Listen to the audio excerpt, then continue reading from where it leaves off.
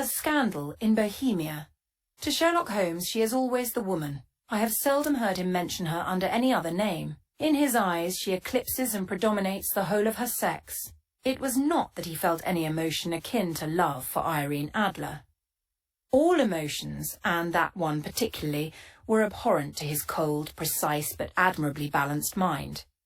He was, I take it, the most perfect reasoning and observing machine that the world has seen. But as a lover he would have placed himself in a false position. He never spoke of the softer passions, save with a jibe and a sneer. They were admirable things for the observer, excellent for drawing the veil from men's motives and actions.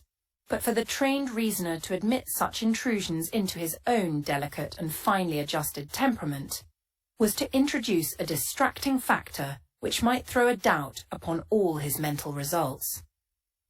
Grit in a sensitive instrument, or a crack in one of his own high-power lenses, would not be more disturbing than a strong emotion in a nature such as his. And yet there was but one woman to him, and that woman was the late Irene Adler, of dubious and questionable memory. I had seen little of Holmes lately. My marriage had drifted us away from each other. My own complete happiness and the home-centred interests which rise up around the man who first finds himself master of his own establishment were sufficient to absorb all my attention, while Holmes, who loathed every form of society with his whole Bohemian soul, remained in our lodgings in Baker Street, buried among his old books, and alternating from week to week between cocaine and ambition, the drowsiness of the drug, and the fierce energy of his own keen nature. He was still, as ever, deeply attracted by the study of crime, and occupied his immense faculties and extraordinary powers of observation in following out those clues, and clearing up those mysteries which had been abandoned as hopeless by the official police. From time to time I heard some vague account of his doings, of his summons to Odessa in the case of the Trepoff murder, of his clearing up of the singular tragedy of the Atkinson brothers at Trincomalee, and finally of the mission which he had accomplished so delicately and successfully for the reigning family of Holland. Beyond these signs of his activity, however, which I merely shared with all the readers of the daily press, I knew little of my former friend and companion.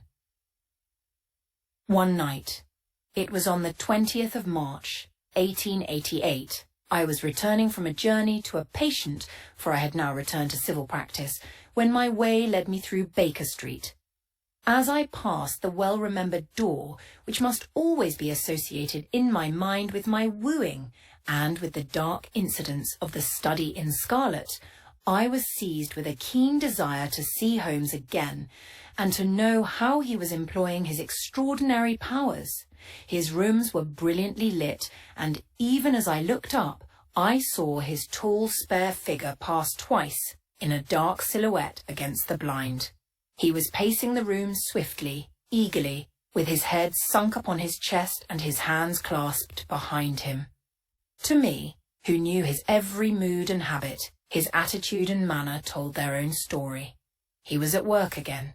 He had risen out of his drug-created dreams and was hot upon the scent of some new problem. I rang the bell and was shown up to the chamber which had formerly been, in part, my own. His manner was not effusive. It seldom was, but he was glad, I think, to see me. With hardly a word spoken, but with a kindly eye, he waved me to an armchair, threw across his case of cigars, and indicated a spirit case and a gasogene in the corner. Then he stood before the fire and looked me over in his singular introspective fashion. "Wedlock suits you," he remarked. "I think, Watson, that you have put on £7.5 since I saw you." "7," I answered. "Indeed, I should have thought a little more, just a trifle more, I fancy, Watson. And in practice again, I observe, you did not tell me that you intended to go into harness." "Then how do you know?" "I see it, I deduce it. How do I know that you have been getting yourself very wet lately, and that you have a most clumsy and careless servant girl?" "My dear Holmes," said I, "this is too much. You would certainly have been burned had you lived a few centuries ago. It is true that I had a country walk on Thursday and came home in a dreadful mess. But, as I have changed my clothes, I can't imagine how you deduce it. As to Mary Jane, she is incorrigible, and my wife has given her notice, but there, again, I fail to see how you work it out. He chuckled to himself and rubbed his long, nervous hands together. It is simplicity itself, said he. My eyes tell me that on the inside of your left shoe, just where the firelight strikes it, the leather is scored by 6 almost parallel cuts. Obviously they have been caused by someone who has very carelessly scraped round the edges of the sole in order to remove crusted mud from it. Hence, you see, my double deduction that you had been out in vile weather, and that you had a particularly malignant boot-slitting specimen of the London slavey. As to your practice, if a gentleman walks into my room smelling of iodoform, with a black mark of nitrate of silver upon his right forefinger, and a bulge on the right side of his top hat to show where he has secreted his stethoscope, I must be dull indeed if I do not pronounce him to be an active member of the medical profession. I could not help laughing at the ease with which he explained his process of deduction. When I hear you give your reasons, I remarked, the thing always appears to me to be so ridiculously simple that I could easily do it myself, though at each successive instance of your reasoning I am baffled until you explain your process. And yet, I believe that my eyes are as good as yours. Quite so, he answered, lighting a cigarette and throwing himself down into an armchair. You see, but you do not observe. The distinction is clear. For example, you have frequently seen the steps which lead up from the hall to this room. Frequently. How often? Well, some hundreds of times. Then how many are there? How many? I don't know. Quite so. You have not observed, and yet you have seen. That is just my point. Now, I know that there are 17 steps, because I have both seen and observed. By the way, since you are interested in these little problems, and since you are good enough to chronicle 1 or 2 of my trifling experiences, you may be interested in this. He threw over a sheet of thick, pink-tinted notepaper which had been lying open upon the table. It came by the last post, said he. Read it aloud. The note was undated and without either signature or address. There will call upon you tonight at 7:45, it said. A gentleman who desires to consult you upon a matter of the very deepest moment. Your recent services to one of the royal houses of Europe have shown that you are one who may safely be trusted with matters which are of an importance which can hardly be exaggerated. This account of you we have from all quarters received. Be in your chamber then at that hour, and do not take it amiss if your visitor wear a mask. This is indeed a mystery, I remarked. What do you imagine that it means? I have no data yet. It is a capital mistake to theorize before one has data. Insensibly one begins to twist facts to suit theories instead of theories to suit facts. But the note itself, what do you deduce from it? I carefully examined the writing and the paper upon which it was written. The man who wrote it was presumably well-to-do, I remarked, endeavouring to imitate my companion's processes. Such paper could not be bought under £0.50 a packet. It is peculiarly strong and stiff. Peculiar, that is the very word, said Holmes. It is not an English paper at all. Hold it up to the light. I did so, and saw a large E with a small g, a P, and a large G with a small t, woven into the texture of the paper. What do you make of that? Asked Holmes. The name of the maker, no doubt, or his monogram, rather. Not at all. The G with the small stands for Gesellschaft, which is the German for company. It is a customary contraction like our company P. Of course stands for papier. Now for the egg. Let us glance at our Continental Gazetteer. He took down a heavy brown volume from his shelves. Eglo Eglonitz, here we are, Egria. It is in a German-speaking country, in Bohemia, not far from Carlsbad. remarkable as being the scene of the death of Wallenstein, and for its numerous glass factories and paper mills. Ha ha, my boy, what do you make of that? His eyes sparkled, and he sent up a great blue, triumphant cloud from his cigarette. The paper was made in Bohemia, I said. Precisely. And the man who wrote the note is a German. Do you note the peculiar construction of the sentence? This account of you we have from all quarters received. A Frenchman or Russian could not have written that. It is the German who is so uncourteous to his verbs. It only remains, therefore, to discover what is wanted by this German who writes upon Bohemian paper, and prefers wearing a mask to showing his face. And here he comes, if I am not mistaken, to resolve all our doubts. As he spoke, there was the sharp sound of horses' hoofs and grating wheels against the curb, followed by a sharp pull at the bell. Holmes whistled. "A pair by the sound," said he. "Yes," he continued, glancing out of the window. "A nice little brougham and a pair of beauties. 150 guineas apiece. There's money in this case, Watson, if there is nothing else. I think that I had better go, Holmes." "Not a bit, Doctor. Stay where you are. I am lost without my Boswell. And this promises to be interesting. It would be a pity to miss it." "But your client—" "Never mind him. I may want your help, and so may he. Here he comes. Sit down in that armchair, Doctor, and give us your best attention." A slow and heavy step, which had been heard upon the stairs and in the passage, paused immediately outside the door. Then there was a loud and authoritative tap. "Come in," said Holmes. A man entered, who could hardly have been less than 6 feet 6 inches in height, with the chest and limbs of a Hercules.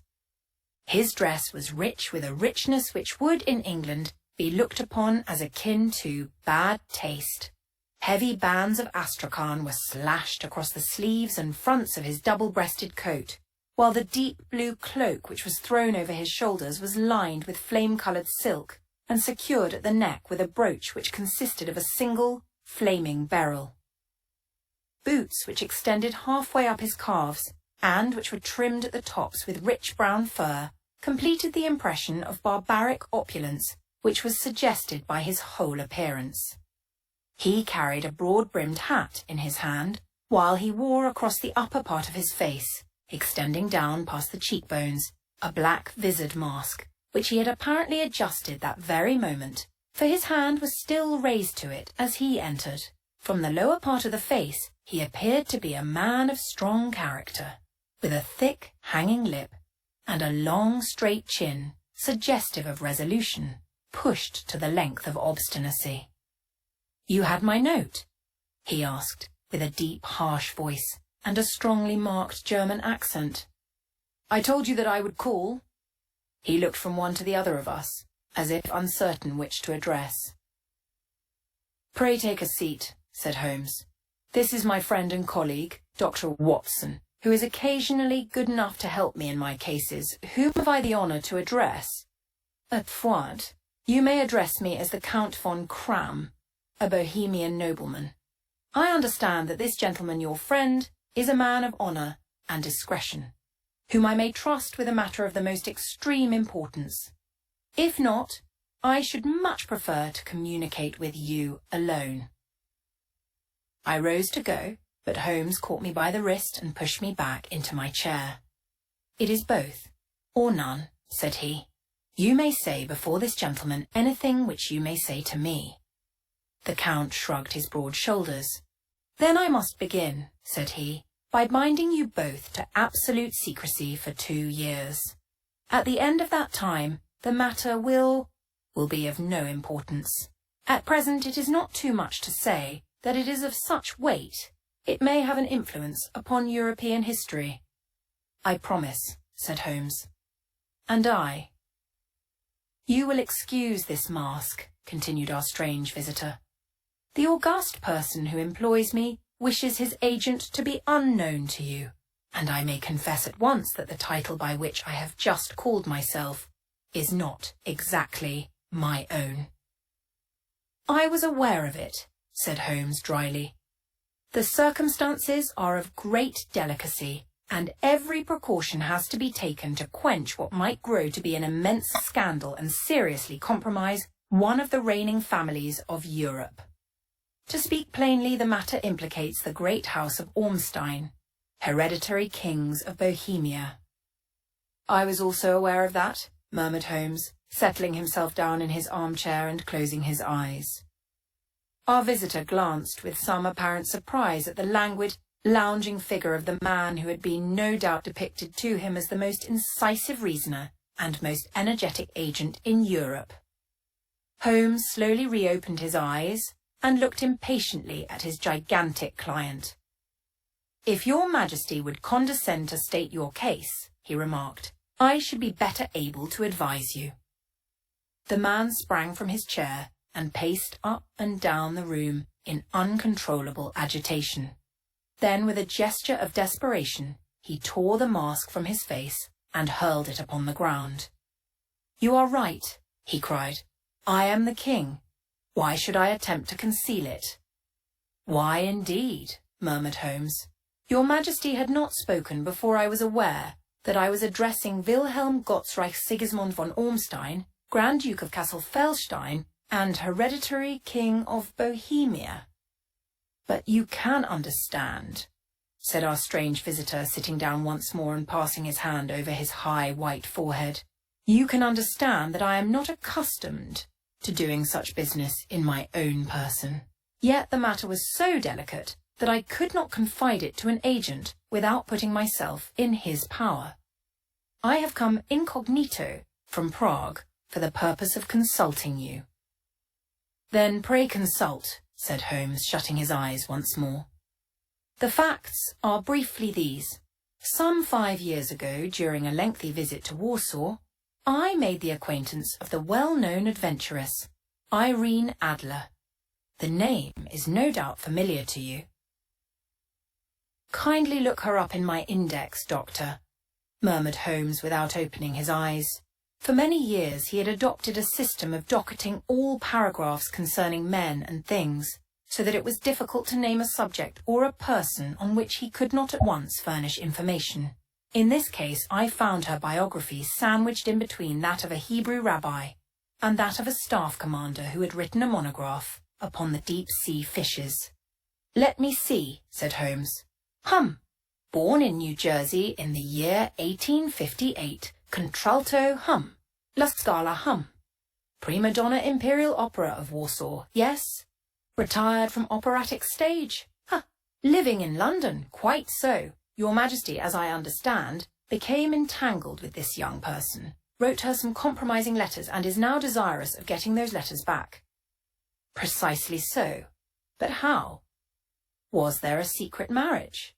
"None." "No legal papers or certificates?" "None." "Then I fail to follow your Majesty. If this young person should produce her letters for blackmailing or other purposes, how is she to prove their authenticity?" "There is the writing." "Pooh-pooh, forgery." "My private notepaper." "Stolen." "My own seal." "Imitated." "My photograph." "Bought." "We were both in the photograph." "Oh dear, that is very bad. Your Majesty has indeed committed an indiscretion." "I was mad, insane." "You have compromised yourself seriously." "I was only Crown Prince then. I was young. I am but 30 now. It must be recovered. We have tried and failed. Your Majesty must pay. It must be bought. She will not sell." "Stolen, then?" 5 attempts have been made. Twice burglars in my pay ransacked her house. Once we diverted her luggage when she travelled. Twice she has been waylaid. There has been no result. "No sign of it?" "Absolutely none." Holmes laughed. "It is quite a pretty little problem," said he. "But a very serious one to me," returned the King reproachfully. "Very indeed. And what does she propose to do with the photograph?" "To ruin me." "But how?" "I am about to be married." "So I have heard." to Clotilde Lothman von Saxe-Meiningen, second daughter of the King of Scandinavia. You may know the strict principles of her family. She is herself the very soul of delicacy. A shadow of a doubt as to my conduct would bring the matter to an end. And Irene Adler threatens to send them the photograph, and she will do it. I know that she will do it. You do not know her, but she has a soul of steel. She has the face of the most beautiful of women, and the mind of the most resolute of men. Rather than I should marry another woman, there are no lengths to which she would not go. None. You are sure that she has not sent it yet? I am sure. And why? Because she has said that she would send it on the day when the betrothal was publicly proclaimed. That will be next Monday. Oh, then we have 3 days yet, said Holmes with a yawn. That is very fortunate, as I have 1 or 2 matters of importance to look into just at present. Your Majesty will, of course, stay in London for the present. Certainly. You will find me at the Langham under the name of the Count von Kram. Then I shall drop you a line to let you know how we progress. Pray do so. I shall be all anxiety. Then, as to money, you have carte blanche. Absolutely. I tell you that I would give one of the provinces of my kingdom to have that photograph. And for present expenses. The king took a heavy chamois leather bag from under his cloak and laid it on the table. There are £300 in gold and 700 in notes, he said. Holmes scribbled a receipt upon a sheet of his notebook and handed it to him. And Mademoiselle's address? He asked. Is Briony Lodge, Serpentine Avenue, St. John's Wood. Holmes took a note of it. One other question, said he. Was the photograph a cabinet? It was. Then good night, Your Majesty, and I trust that we shall soon have some good news for you. And good night, Watson, he added as the wheels of the Royal Brougham rolled down the street. If you will be good enough to call tomorrow afternoon at 3 o'clock, I should like to chat this little matter over with you. At 3 o'clock precisely, I was at Baker Street, but Holmes had not yet returned. The landlady informed me that he had left the house shortly after 8 o'clock in the morning. I sat down beside the fire, however, with the intention of awaiting him, however long he might be. I was already deeply interested in his inquiry, for though it was surrounded by none of the grim and strange features which were associated with the 2 crimes which I have already recorded, still the nature of the case and the exalted station of his client gave it a character of its own. Indeed, apart from the nature of the investigation which my friend had on hand, there was something in his masterly grasp of a situation and his keen, incisive reasoning which made it a pleasure to me to study his system of work and to follow the quick, subtle methods by which he disentangled the most inextricable mysteries. So accustomed was I to his invariable success that the very possibility of his failing had ceased to enter into my head. It was close upon 4 before the door opened, and a drunken-looking groom, ill-kempt and side-whiskered, with an inflamed face and disreputable clothes, walked into the room. Accustomed as I was to my friend's amazing powers in the use of disguises, I had to look 3 times before I was certain that it was indeed he. With a nod he vanished into the bedroom, whence he emerged in 5 minutes tweed-suited and respectable as of old. Putting his hands into his pockets, he stretched out his legs in front of the fire and laughed heartily for some minutes. Well, really, he cried, and then he choked and laughed again, until he was obliged to lie back, limp and helpless, in the chair. What is it? It's quite too funny. I am sure you could never guess how I employed my morning, or what I ended by doing. I can't imagine. I suppose that you have been watching the habits, and perhaps the house, of Miss Irene Adler. Quite so, but the sequel was rather unusual. I will tell you, however. I left the house a little after 8 o'clock this morning in the character of a groom out of work. There is a wonderful sympathy and freemasonry among horsey men. Be one of them, and you will know all that there is to know. I soon found Bryony Lodge.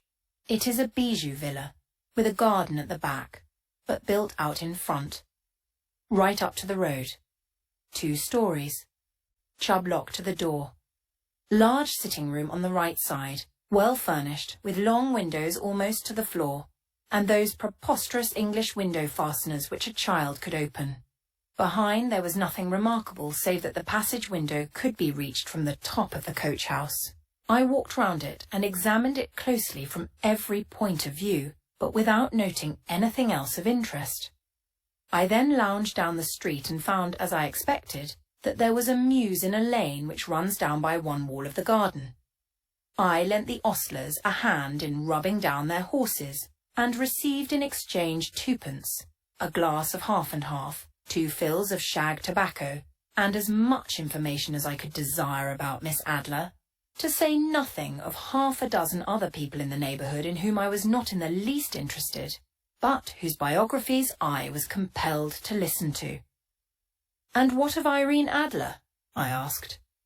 "Oh, she has turned all the men's heads down in that part. She is the daintiest thing under a bonnet on this planet. So say the Serpentine News, to a man. She lives quietly, sings at concerts, drives out at 5 every day, and returns at 7 sharp for dinner. Seldom goes out at other times, except when she sings. Has only 1 male visitor, but a good deal of him. He is dark, handsome, and dashing, never calls less than once a day, and often twice. He is a Mr. Godfrey Norton, of the Inner Temple. See the advantages of a cabman as a confidant. They had driven him home a dozen times from Serpentine Mews, and knew all about him. When I had listened to all they had to tell, I began to walk up and down near Bryony Lodge once more, and to think over my plan of campaign. This Godfrey Norton was evidently an important factor in the matter. He was a lawyer. That sounded ominous. What was the relation between them, and what the object of his repeated visits? Was she his client, his friend, or his mistress? If the former, she had probably transferred the photograph to his keeping. If the latter, it was less likely. On the issue of this question depended whether I should continue my work at Bryony Lodge, or turn my attention to the gentlemen's chambers in the Temple.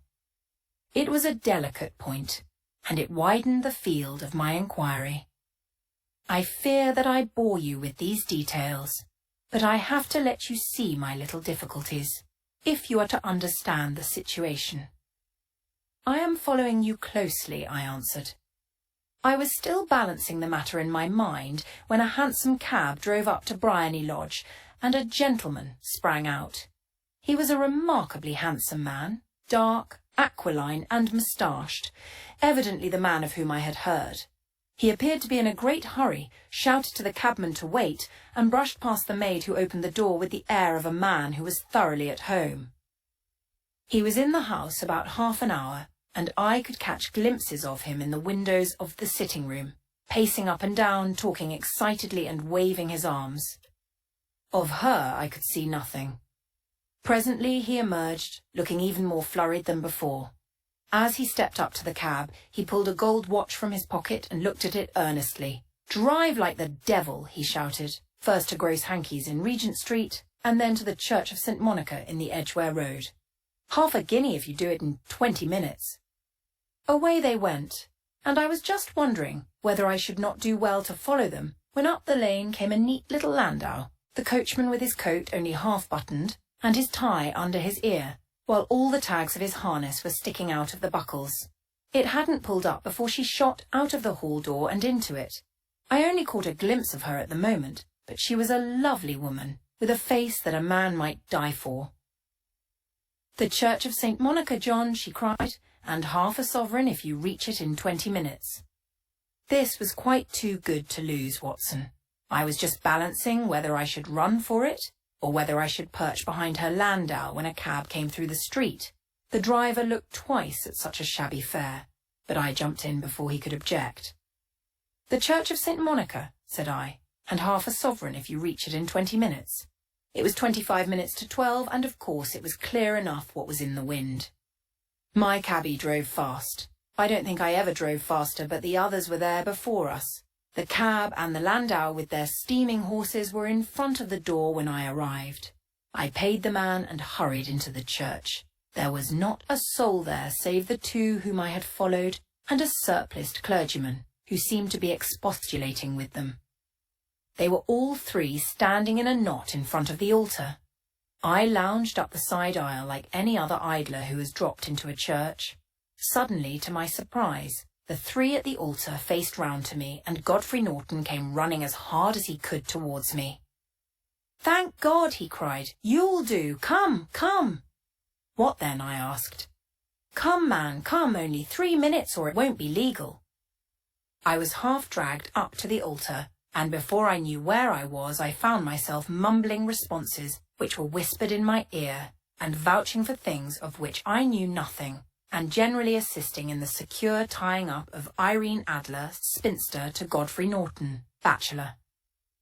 It was all done in an instant, and there was the gentleman thanking me on the one side, and the lady on the other, while the clergyman beamed on me in front.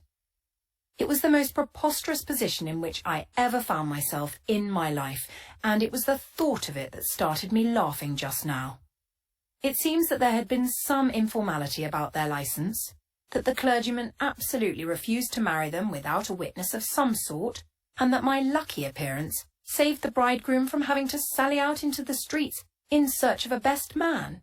The bride gave me a sovereign, and I mean to wear it on my watch chain in memory of the occasion. "This is a very unexpected turn of affairs," said I. "And what then?" Well, I found my plans very seriously menaced. It looked as if the pair might take an immediate departure, and so necessitate very prompt and energetic measures on my part. At the church door, however, they separated, he driving back to the temple, and she to her own house. "I shall drive out in the park at 5 as usual," she said as she left him. I heard no more. They drove away in different directions, and I went off to make my own arrangements. "Which are?"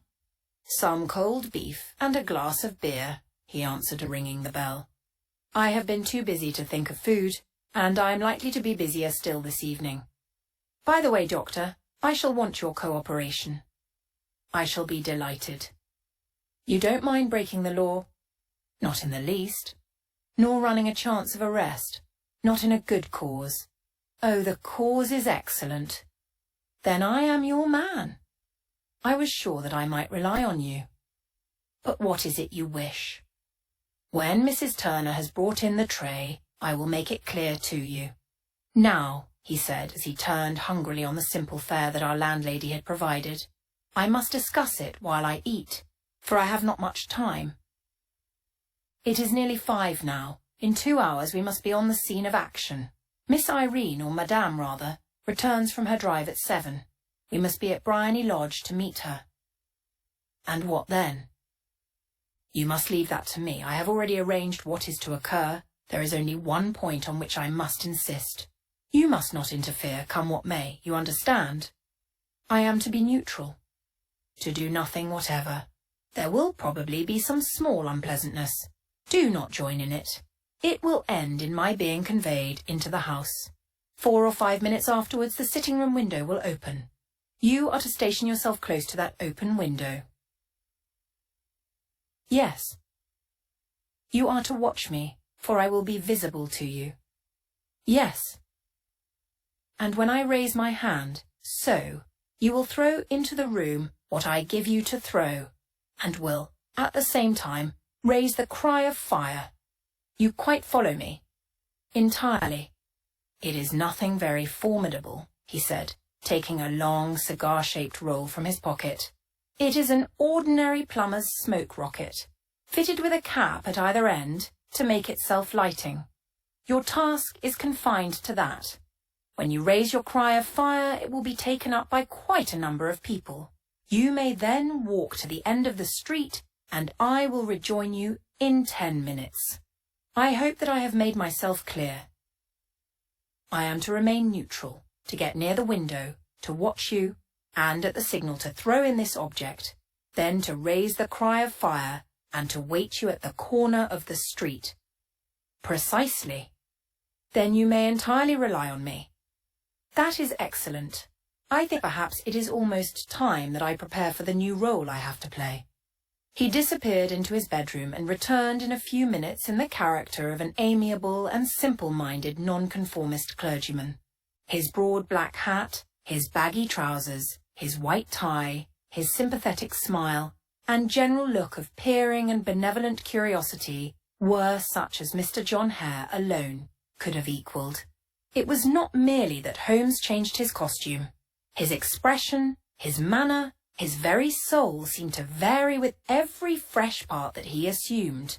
The stage lost a fine actor, even as science lost an acute reasoner, when he became a specialist in crime. It was 6:15 when we left Baker Street, and it still wanted 10 minutes to the hour when we found ourselves in Serpentine Avenue. It was already dusk, and the lamps were just being lighted as we paced up and down in front of Briony Lodge, waiting for the coming of its occupant.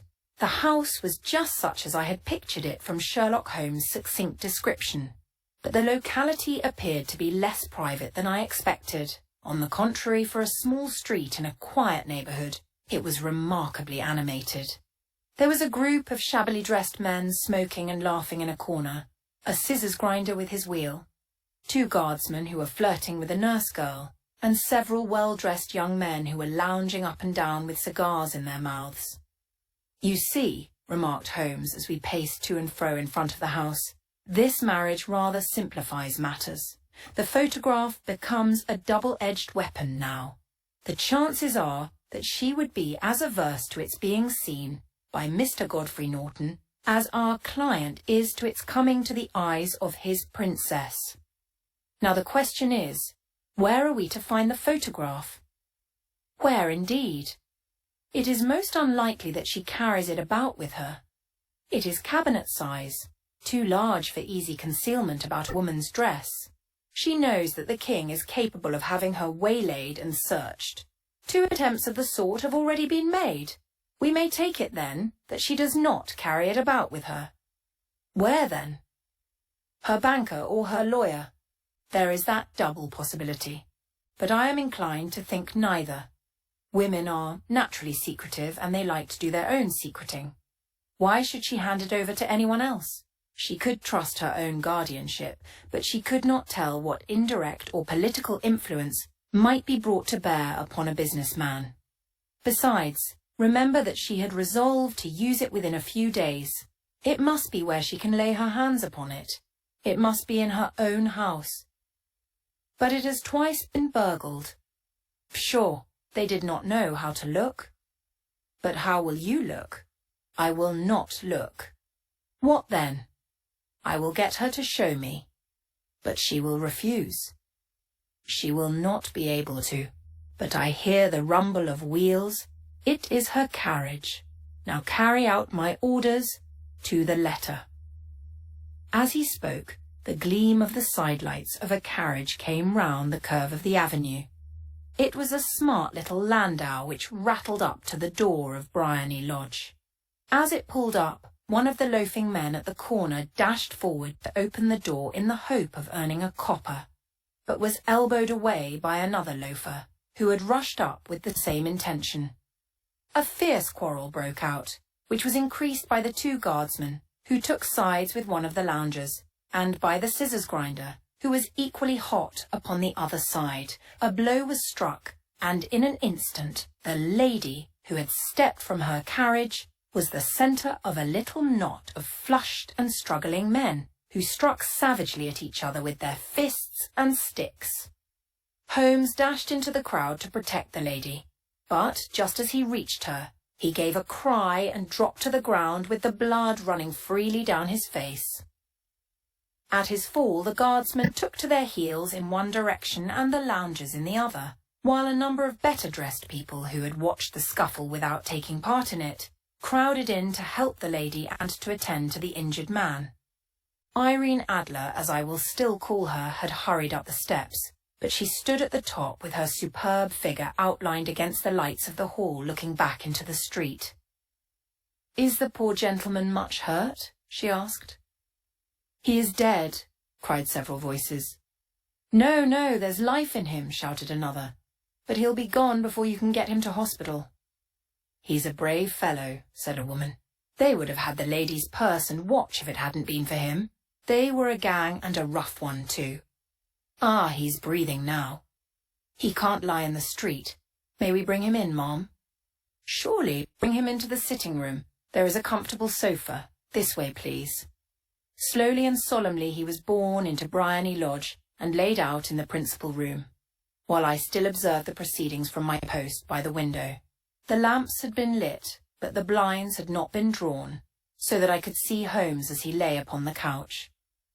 I do not know whether he was seized with compunction at that moment for the part he was playing, but I know that I never felt more heartily ashamed of myself in my life than when I saw the beautiful creature against whom I was conspiring, or the grace and kindliness with which she waited upon the injured man. And yet it would be the blackest treachery to Holmes to draw back now from the part which he had entrusted to me.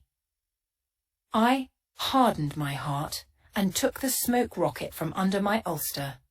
After all, I thought, we are not injuring her. We are but preventing her from injuring another. Holmes had sat up upon the couch, and I saw him motion like a man who is in need of air. A maid rushed across and threw open the window. At the same instant I saw him raise his hand, and at the signal I tossed my rocket into the room with a cry of "Fire!" The word was no sooner out of my mouth than the whole crowd of spectators, well-dressed and ill, gentlemen, ostlers, and servant-maids, joined in a general shriek of "Fire!" Thick clouds of smoke curled through the room and out at the open window. I caught a glimpse of rushing figures, and a moment later the voice of Holmes from within assuring them that it was a false alarm. Slipping through the shouting crowd, I made my way to the corner of the street, and in 10 minutes was rejoiced to find my friend's arm in mine and to get away from the scene of uproar. He walked swiftly and in silence for some few minutes until we had turned down one of the quiet streets which lead towards the Edgware Road. "You did it very nicely, Doctor," he remarked. "Nothing could have been better. It is all right. You have the photograph?" "I know where it is." "And how did you find out?" "She showed me as I told you she would." I am still in the dark. "I do not wish to make a mystery," said he, laughing. "The matter was perfectly simple. You, of course, saw that everyone in the street was an accomplice. They were all engaged for the evening." "I guessed as much." "Then when the row broke out, I had a little moist red paint in the palm of my hand. I rushed forward, fell down, clapped my hand to my face, and became a piteous spectacle. It is an old trick. That also I could fathom. Then they carried me in. She was bound to have me in. What else could she do? And into her sitting room, which was the very room which I suspected. It lay between that and her bedroom, and I was determined to see which. They laid me on a couch. I motioned for air. They were compelled to open the window, and you had your chance. How did that help you? It was all important. When a woman thinks that her house is on fire, her instinct is at once to rush to the thing which she values most. It is a perfectly overpowering impulse, and I have more than once taken advantage of it. In the case of the Darlington substitution scandal, it was of use to me, and also in the Arnsworth Castle business. A married woman grabs at her baby. An unmarried one reaches for her jewel box. Now it was clear to me that Our Lady of today had nothing in the house more precious to her than what we are in quest of. She would rush to secure it. The alarm of fire was admirably done. The smoke and shouting were enough to shake nerves of steel. She responded beautifully. The photograph is in a recess behind a sliding panel just above the right bell pull. She was there in an instant, and I caught a glimpse of it as she half drew it out. When I cried out that it was a false alarm, she replaced it, glanced at the rocket, rushed from the room, and I have not seen her since. I rose and, making my excuses, escaped from the house. I hesitated whether to attempt to secure the photograph at once, but the coachman had come in, and as he was watching me narrowly, it seemed safer to wait. A little over-precipitance may ruin all. And now, I asked, our quest is practically finished. I shall call with the king tomorrow and with you, if you care to come with us. We will be shown into the sitting room to wait for the lady, but it is probable that when she comes, she may find neither us nor the photograph. It might be a satisfaction to His Majesty to regain it with his own hands. And when will you call? At 8 in the morning. She will not be up, so that we shall have a clear field. Besides, we must be prompt, for this marriage may mean a complete change in her life and habits. I must wire to the king without delay. We had reached Baker Street and had stopped at the door. He was searching his pockets for the key when someone passing said, "Good night, Mr. Sherlock Holmes." There were several people on the pavement at the time, but the greeting appeared to come from a slim youth in an ulster who had hurried by. "I've heard that voice before," said Holmes, staring down the dimly lit street. "Now I wonder who the deuce that could have been." I slept at Baker Street that night, and we were engaged upon our toast and coffee in the morning when the King of Bohemia rushed into the room. "You have really got it," he cried, grasping Sherlock Holmes by either shoulder and looking eagerly into his face. "Not yet." "But you have hopes?" "I have hopes." "Then come, I am all impatience to be gone." "We must have a cab." "No, my brougham is waiting." "Then that will simplify matters." We descended and started off once more for Briony Lodge. "Irene Adler is married," remarked Holmes. "Married? When?" "Yesterday." "But to whom?" "To an English lawyer named Norton." "But she could not love him." "I am in hopes that she does." "And why in hopes?" "Because it would spare your Majesty all fear of future annoyance. If the lady loves her husband, she does not love your Majesty. If she does not love your Majesty, there is no reason why she should interfere with your Majesty's plan." "It is true. And yet—" "Well, I wish she had been of my own station. What a queen she would have made." He relapsed into a moody silence, which was not broken until we drew up in Serpentine Avenue. The door of Briony Lodge was open, and an elderly woman stood upon the steps.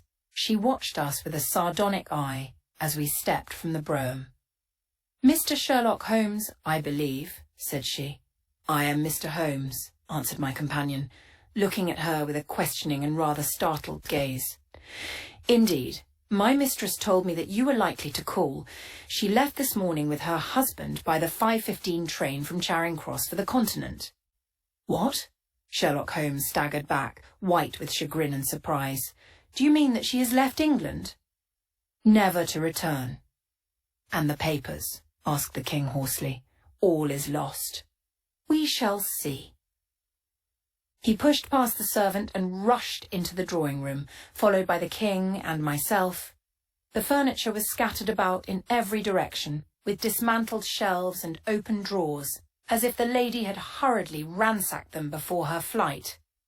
Holmes rushed at the bell-pull, tore back a small sliding shutter and, plunging in his hand, pulled out a photograph and a letter.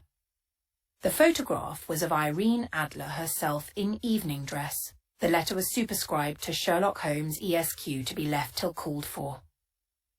My friend tore it open, and we all three read it together. It was dated at midnight of the preceding night and ran in this way. "My dear Mr. Sherlock Holmes, you really did it very well. You took me in completely. Until after the alarm of fire, I had not a suspicion. But then, when I found how I had betrayed myself, I began to think. I had been warned against you months ago. I had been told that, if the king employed an agent, it would certainly be you, and your address had been given me. Yet, with all this, you made me reveal what you wanted to know. Even after I became suspicious, I found it hard to think evil of such a dear, kind old clergyman. But you know, I have been trained as an actress myself. Male costume is nothing new to me. I often take advantage of the freedom which it gives. I sent John, the coachman, to watch you, ran upstairs, got into my walking clothes, as I call them, and came down just as you departed. Well, I followed you to your door, and so made sure that I was really an object of interest to the celebrated Mr. Sherlock Holmes. Then I, rather imprudently, wished you good night and started for the Temple to see my husband. We both thought the best resource was flight when pursued by so formidable an antagonist, so you will find the nest empty when you call tomorrow. As to the photograph, your client may rest in peace.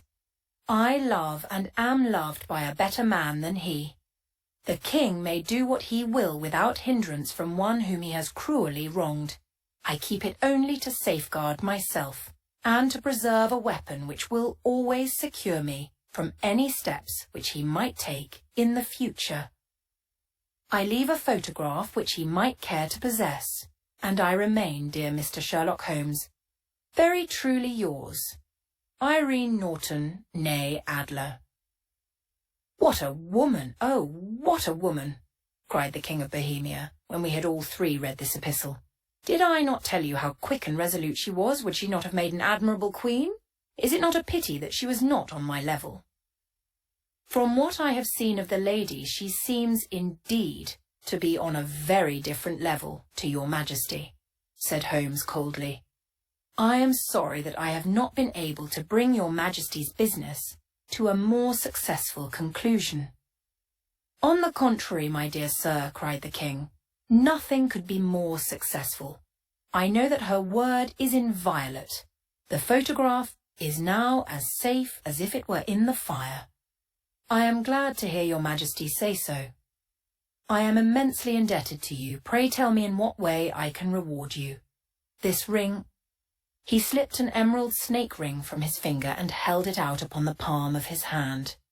Your Majesty has something which I should value even more highly, said Holmes. You have but to name it. This photograph. The king stared at him in amazement. Irene's photograph, he cried. Certainly, if you wish it. I thank your Majesty. Then there is no more to be done in the matter.